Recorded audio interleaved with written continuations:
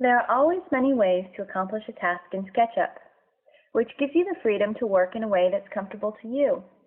We're going to create this simple chair, but show you two possible ways to approach this task. Then, show you one final more advanced method. Let's call this first method subtractive, as we'll start with a large block and carve away shapes to achieve the chair. To give you a general idea, we've set up the process here before we go into the individual steps.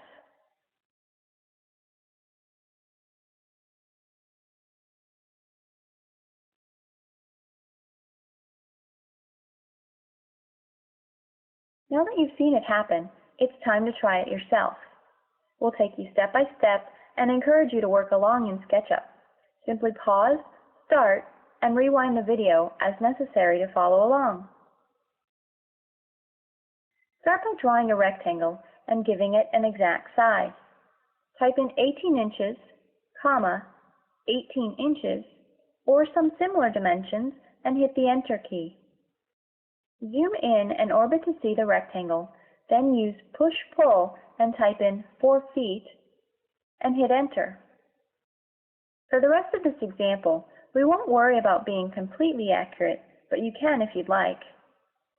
Now use the Line tool to draw a line down from this edge, and then over. Remember to watch your inferences, down in the blue axis and over in the red axis. Now select the Rectangle tool. But before drawing a rectangle, hover for 2 seconds over the point. Now when you start a rectangle on the lower edge, SketchUp will tell you when you're lined up with the point above. Inferences are great. Now draw your rectangle to some point that looks right for the profile of your chair. If you're having trouble with a tool, say you started this rectangle and realized it isn't on the edge, just tap the Escape key to cancel any tool at any time and start again. If you already finished the tool and it's wrong, you can also go to the Edit menu and choose Undo. We're ready to start shaping the chair using Push-Pull. Push these surfaces until they meet the back surfaces to cut the shapes away. To cut out the individual legs, orbit under the chair and use the Rectangle tool to draw 2 rectangles that can then be pushed back to cut away and reveal the chair legs. It doesn't matter that the rectangles didn't match up, as we can use inferring with Push-Pull to line the chair legs up with each other.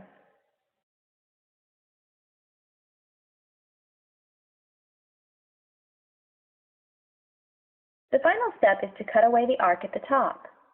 Use the Arc tool, click on one edge, then the opposite edge, then you can pull the arc up. Remember not to cross over edges though. Now push-pull this surface back to cut it away and we're done. The next method we'll call additive, as we'll create the pieces of the chair in sequence. You can see from the quick video that we simply create the chair seat to start, and add the legs and back from there.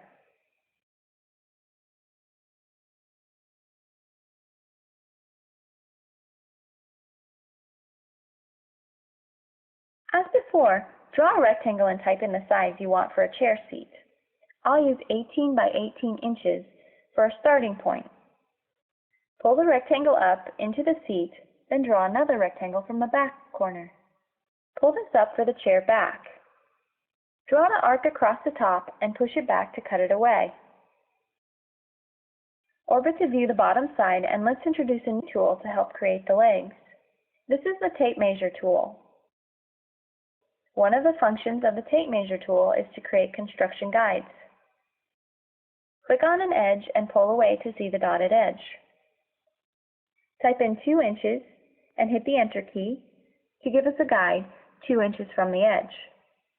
Now repeat this process for each of the other edges.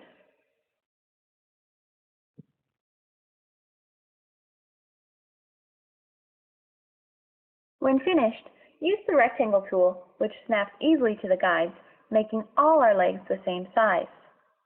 After drawing the 4 rectangles, pull them out and use inferring to make them all the same length. You can also use inferring to line up the back.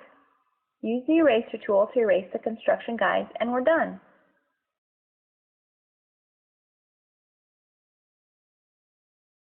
This final chair we will create is not for you to follow along with. This example should serve as a teaser to encourage you to learn more about SketchUp and introduce some other ideas for you to look forward to. As you learn more about SketchUp, you'll find there are always many ways to work even more quickly and efficiently. We'll make this chair more detailed than the last two.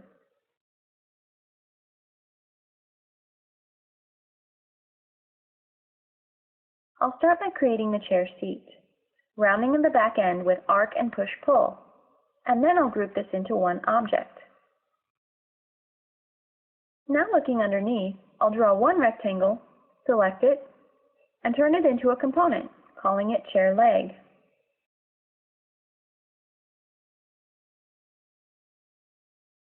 I can then easily copy this rectangle around, and when I open this component to work on it, pulling the leg down pulls all the legs down. You see, any copies of a component share attributes, so no matter how many copies there are, you only need to change one component to change them all. Let's work on the upper chair and use this idea of components again. I'll create one circle, pull it up, and make it a component.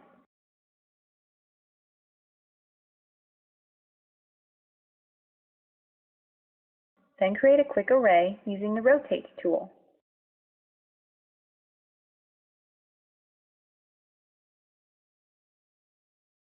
Now I can easily adjust the height as needed, or add detail as well to all of the chair posts at the same time. Another great tool to explore is the Offset tool. I can use this tool to create a curved shape for the chair back.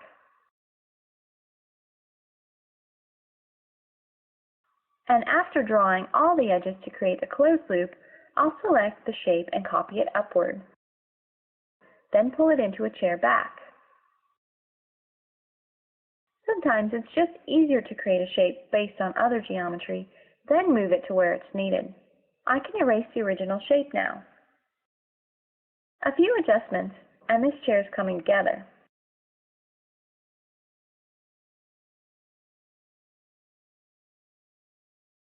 Just for fun, let's introduce one more tool. Let's bevel this chair seat with the Follow Me tool. Draw a shape and use the Follow Me tool to pull that shape around the whole chair seat.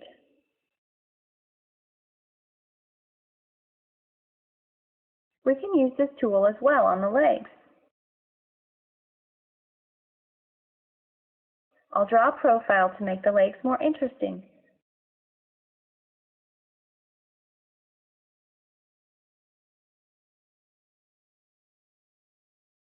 Then use the Follow Me tool to pull the shape around the leg. So there you have it. You know the basics of SketchUp and have even had a look at some of the next tools you might explore. Make sure to practice the basics you've learned, then look at more videos or other help documentation to learn more about SketchUp.